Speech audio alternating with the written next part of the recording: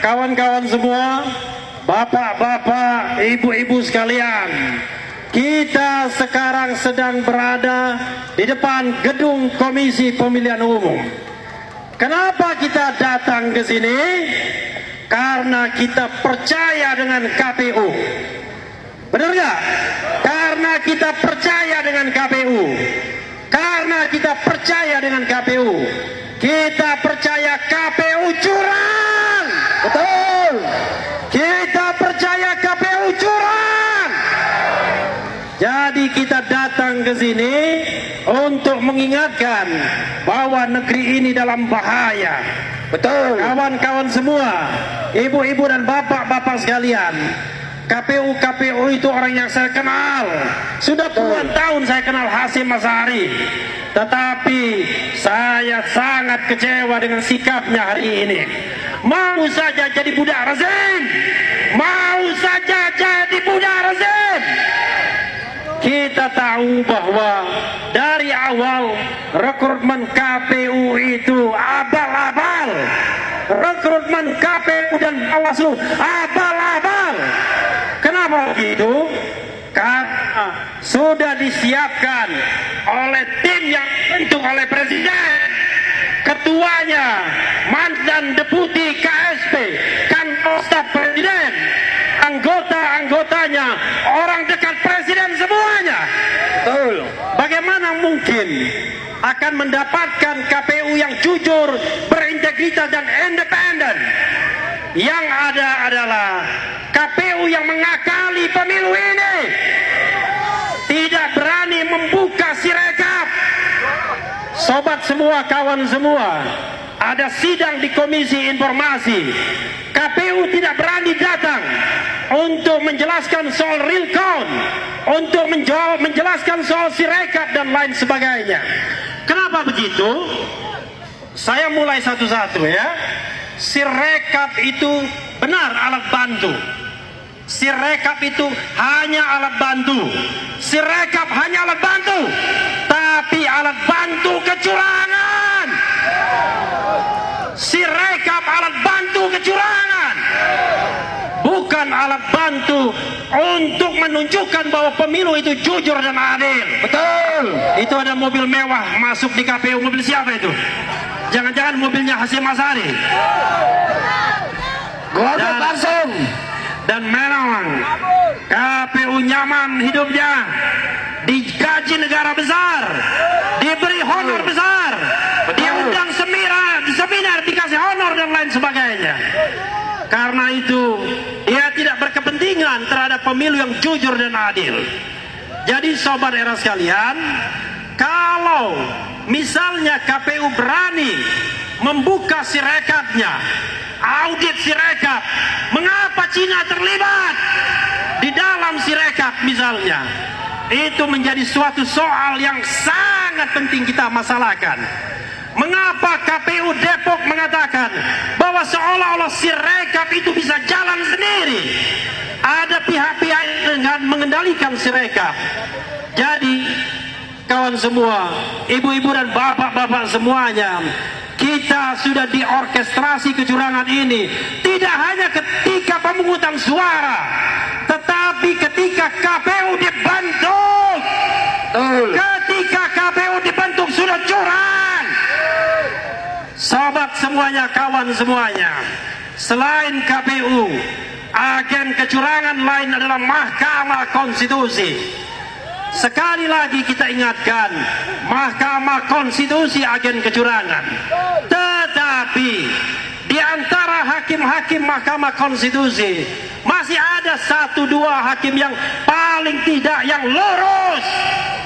Hakim yang lurus itu mau dipermasalahkan, mau ditembak, mau di DKPP-kan, mau dikode etikan. Jadi sobat semuanya, kita harus lawan ini semua. Betul. Karena kecurangan, karena keculasan, karena ketidakberesan, karena ketidakadilan, ini sudah by design, sudah direncanakan terlebih dahulu. Bahkan kawan-kawan semuanya, bagaimana mungkin pemungutan suara 14 Februari. Tetapi Istora sudah dipesan 2 hari sebelumnya untuk selebrasi kemenangan. Teman saya tidak sebutkan namanya, sudah dipanggil dari kubu 02. Sudahlah, kalian tidak usah lagi bergerak karena kemenangan sudah ditentukan. Itu 1 pekan sebelumnya. Yakin gak kalau pemilu ini curang? Curang. Yakin gak kalau pemilu ini curang? Yakin. Apakah relevan lagi kita bicara tentang penghitungan suara? Tidak. Kalau semuanya sudah direncanakan. Kawan-kawan semua, sebagai contoh misalnya, pada tanggal 14 Februari, ketika hari pencoblosan,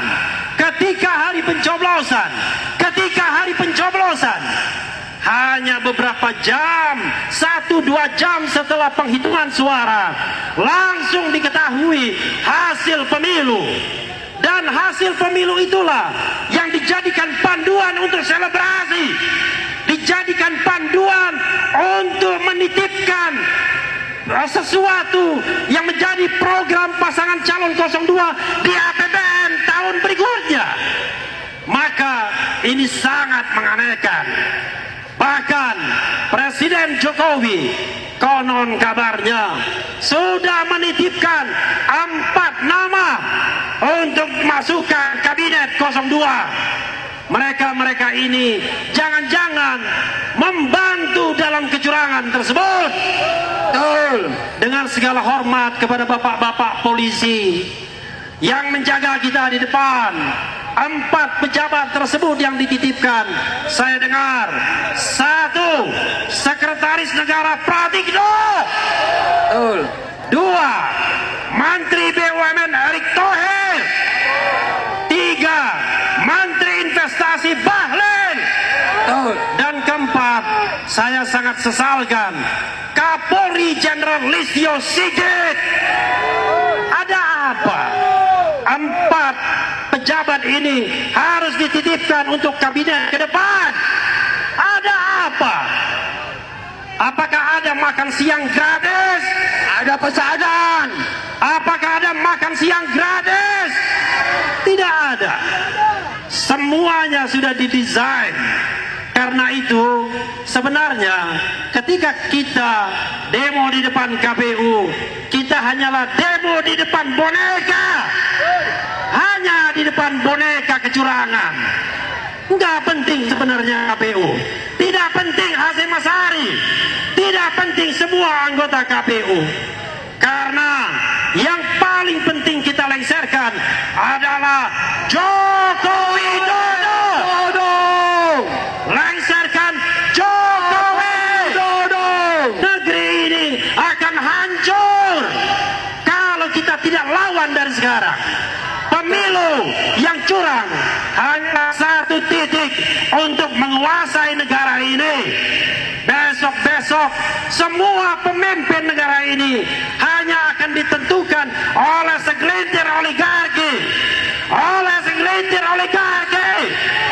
Karena itu kita harus lawan.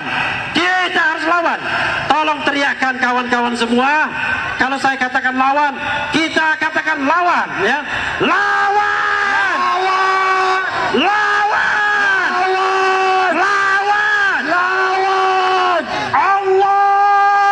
Akbar. Allahu Akbar. Allahu Akbar. Allahu Akbar. Wassalamualaikum warahmatullahi wabarakatuh. Waalaikumsalam warahmatullahi